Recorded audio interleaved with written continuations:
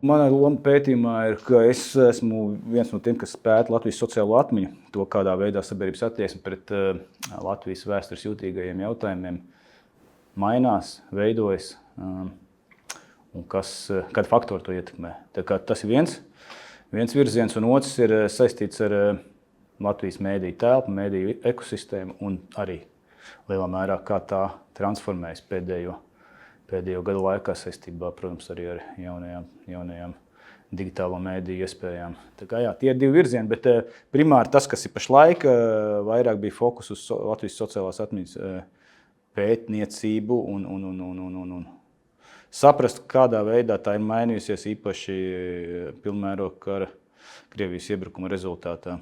Ja runā par saliedētības indikatoriem, kādā veidā mēs vispār varam šai abstrakcijai piekļūt, ja, tad tur, piemēram, viens acīm redzams īpaši runā par kaut kādu etniskā kontekstā vienmēr ir valoda. Ja. Cik daudz cilvēku māca runāt latviešu valodā ir viens veids, kā mēs varam runāt par saliedētību sabiedrībā, un tad ir tur daudz citi. Starp tiem indikatoriem arī ir tas, cik polarizēta vai cik kaut kādā ziņā vērtību izpratnes ziņā uz vienām sliedēm atrodas sabiedrības attieksme pret tādiem fundamentāliem vēstures jautājumiem, kas lielā mērā ir par pašizpratni arī tādā kolektīvā līmenī jautājums. No kurienes nākam, kāpēc ar mums ir kaut kas noticies vai nav noticies, pieksim, 40. vai 45. gadā. Mums galvenais tāds secinājums vai varētu teikt, ne secinājums, faktiski tas jau ir tāds sociāls fakts, ko mēs esam konstatējuši, ir, ka pirmo reizi mūsu, teiksim, es domāju, tie, kas mēs vairāk pēta Latvijas sociālo atmiņu pētniecības vēsturē, mērījuma vēsturē, ja runā tieši par aptaujas datiem, mēs esam konstatējuši, ka Latvijas sabiedrības vairākums vai sabiedrības lielākā daļa atzīst padomju okupāciju 40. gadā. Tad nesaka, ka tas bija, tiksim, brīvprātīgi pievienošanās, kā Latvija kļuva, kas piemēram, 2000. gados bija pietiekami ievērojama daļa sabiedrības, kas tā uzskatīja. Bet tagad mēs runājam par 56% Latvijas iedzīvotāju, kas uzskata, ka vairāk nekā puse. Tas ir, mēs varētu izteikt minējumu, ka tas ir kaut kāds dabisks ritējums, kāds ir nocies, bet, protams, ja mēs pēdējo reizi šo jautājumu uzdevām 17. gadā, tad pirms 22. gada un visiem šiem pavērsieniem, lai gan bija jau notikusies Krīmas nelegāla aneksija, kur mēs jau faktiski redzējām, bišķiņ tur mainījās tā sabiedriskā doma, bet te mēs redzam diezgan lielu būtisku lūzumu punktu. Un tas lūzuma punkts pirmkārt ir runa par krievalodīgo sabiedrības daļu, jo latviešu vidū jau tā izpratne par to, ka tā bija padomju okupācija, bija diezgan tāds spēcīgs konsens pastāvēja. Neteiksim, ka tur bija, 90%, tas arī jāuzsver, ka arī latviešu daļā bija pietiekama, vērāņemama daļa, kas tā nedomāja. Bet tagad mēs redzam arī, ka krievalodīgo vidū ir notikusi zināma kustība tajā virzienā, ka vairs, ka īpaši jaunākajā krievalodīgo daļā Latvijā, kuri uzskata vai atzīst vai piekrīt šim te argumentam vai ne argumentam, faktiski, kāds ir arguments, tas ir fakts, vēsturiskajam faktam, ka Latvija tiek okupēta 40. gadā. Un no tā jau faktiski lielā mērā arī mums izriet daudz kas cits, tas kādā veidā, ko mēs pamanām arī savā sociālās atmiņas monitoringā, kā ir diezgan būtiski mainījusies sabiedrības attieksme un izpratne un līdzdalība atmodas notikumu atzīmēšanā, pieminēšanā, drīzāk atzīmēšanā, jā, tā būtu pareizāk teikt. Lai gan arī atmodas kontekstā mums ir piemiņas dienas, kas ir janvāra notikuma kontekstā, jā, janvāra barikādes un vispārējais. Bet jā, milzīgs lēciens ir, piemēram, 4. māja atzīmēšanā pēdējo 7 gadu laikā. Tā, ka tur ir liels būtisks pārmaiņas notikušas tajā izpratnē par šo te vēsturisko laiku, kur vēl daudz dzīvu atsliecinieku, protams, ir. Ja? Bet, ja runā par saliedējošiem mehānismiem tieši šajā te vēsturisko priekšstatu kontekstā, ja? Vai citādāk varētu teikt sociālās atmiņas kontekstā, tad atmodai, atklāt sakot, mēs jau 17. gadā, kad mēs publicējām iepriekšējo ziņojumu, šis ir 3. sociālās atmiņas monitorings, mēs jau tad ieskicējām tendenci un arī izvirzījām tēzi, ka šis ir viens no ar lielāko saliedēšanas potenciālu.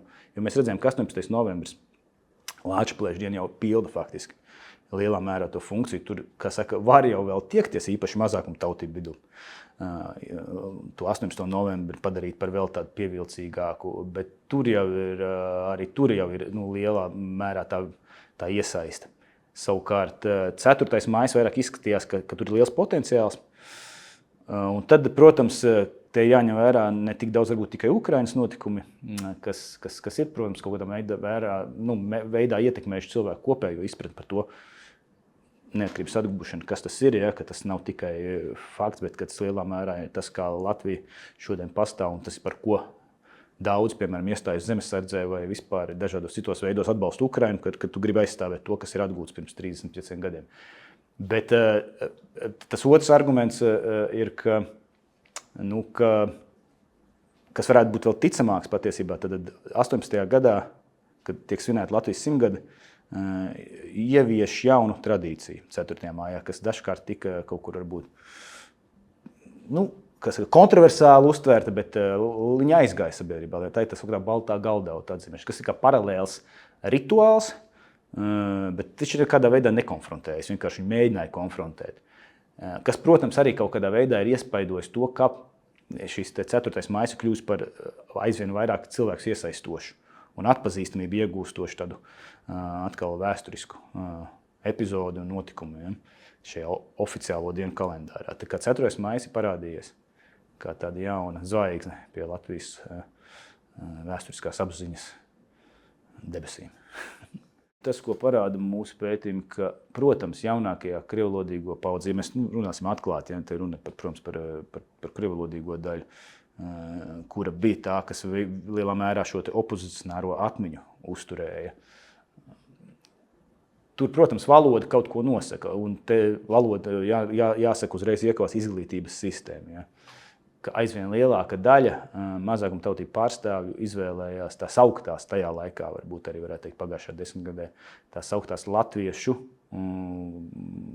vai vairākuma valodā, latviešu valodā skolas, kurās izglītība notiek latviešu valodā.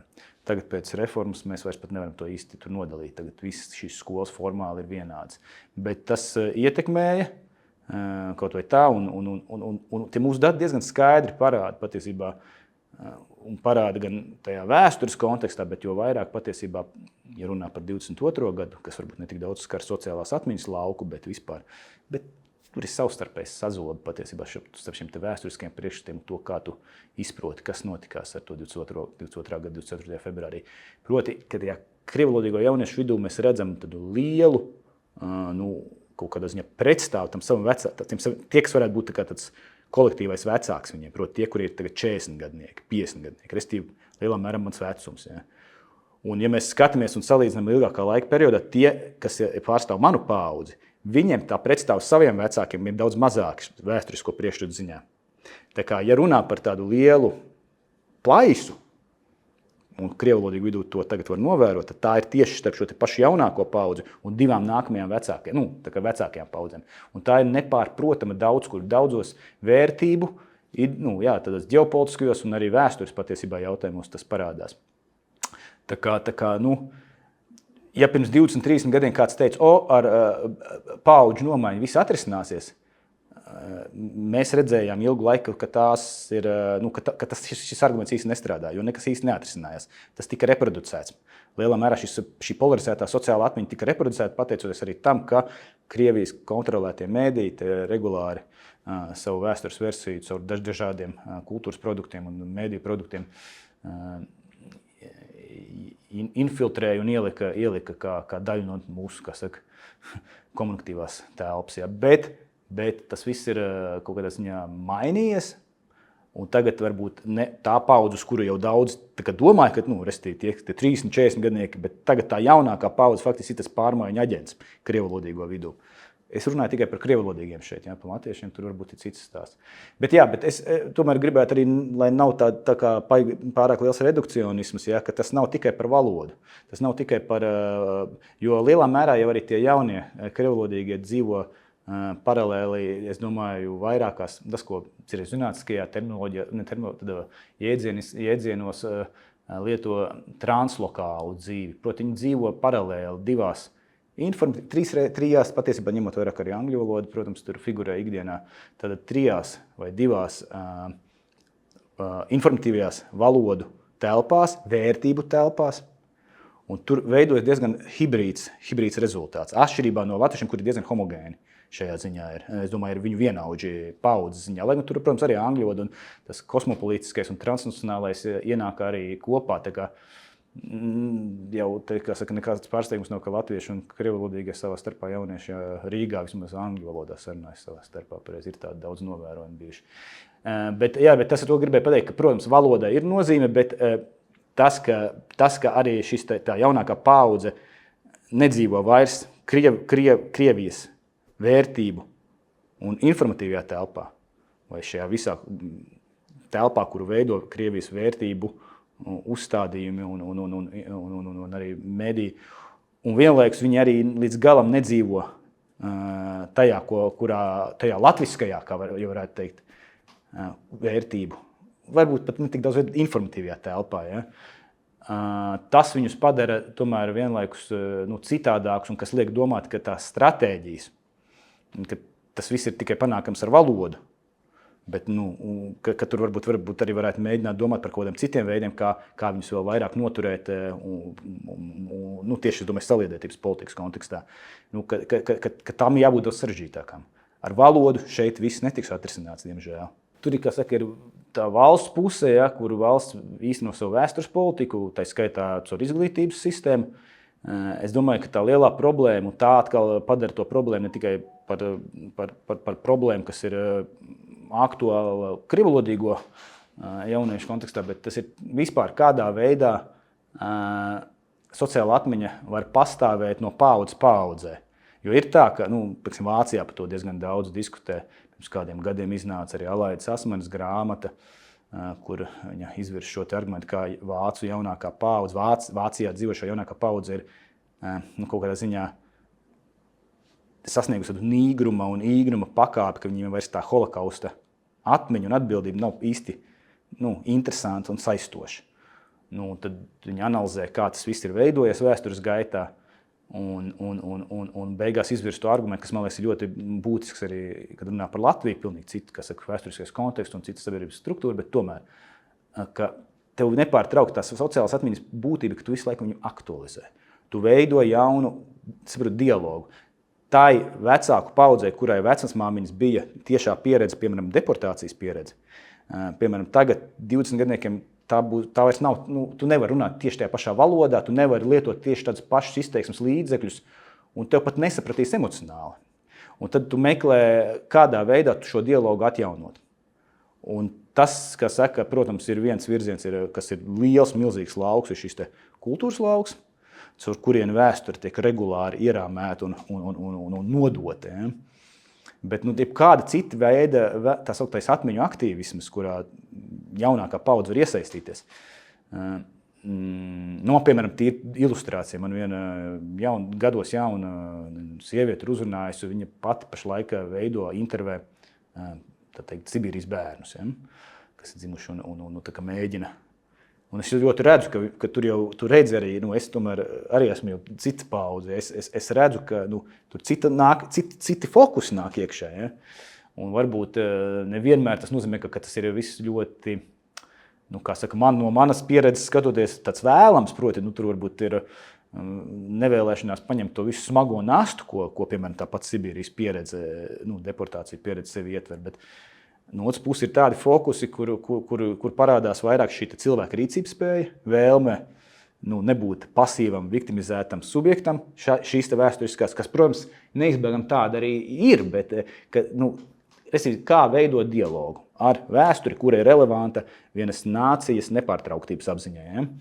Un tas ir šis te jautājums, kas ir patiesībā nav atbildams tikai politikas veidošanas līmenī. Tas ir visas pilsoniskās sabiedrības atbildības lauciņš. Tā kā stratēģija varbūt ieskicēja tikai ļoti virspusējā līmenī, bet tās konkrētās lietas ir jau patiesībā, tur ir tā jaunrada. Tur ir tā, kas ir sabiedrības pašinterpretācija un jaunrada, kur nāk un jāpiedāvā.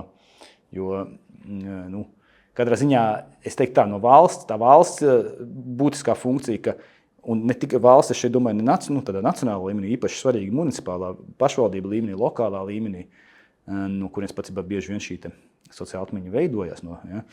Ka tur ir svarīgi, ka ir šis atbalsts arī nāk, šis resurss nāk materiāls, bet arī kaut kādā ziņā simbolisks arī, ka mums ir svarīgi, ka jūs to darāt. Ja?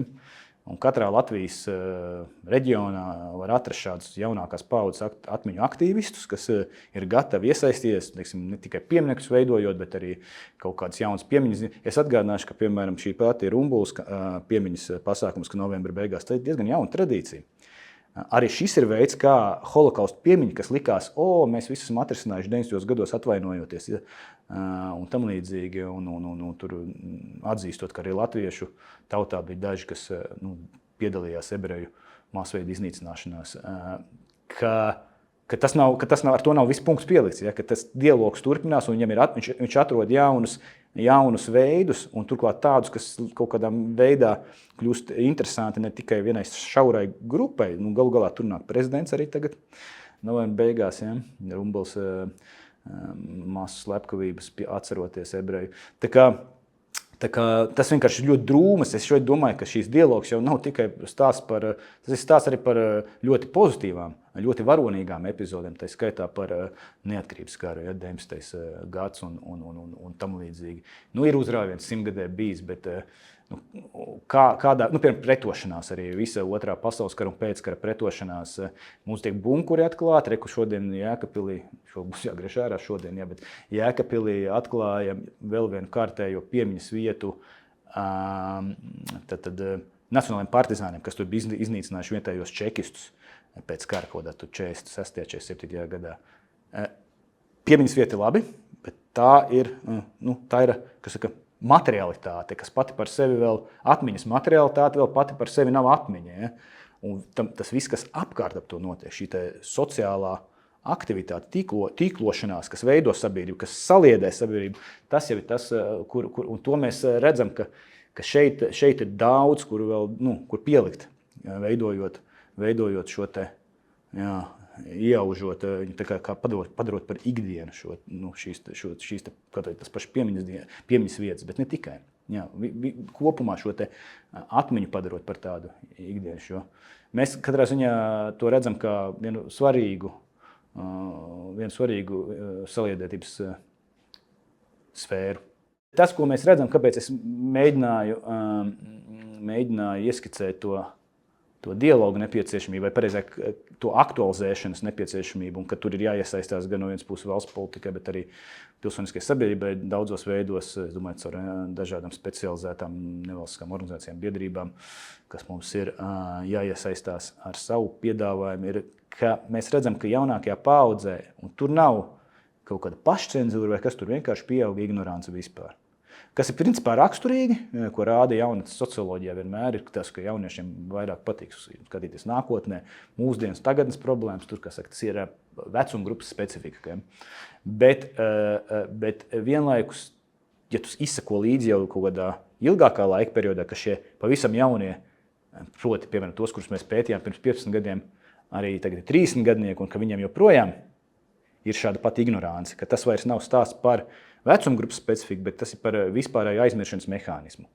Un tad ir jautājums, labi, ir lietas, kas varbūt nav svarīgi, ka mēs tur izceļam, proti, ka mums nav jābūt mūžīgi kaut kādiem upuriem, un varbūt tas ir labi, ka tiek sadziedēta, piemēram, otrā pasaules kara trauma, un valsts kaut kādā ziņā uzņemoties atbildību par padomju represiju un deportāciju piemiņu arī ir kaut kādā veidā šo kultūras traumu dziedējuši, bet vienlaikus ar to nāk šis milzīgais augošais ignorances slānis, vai nāk ar jaunāko paudzi.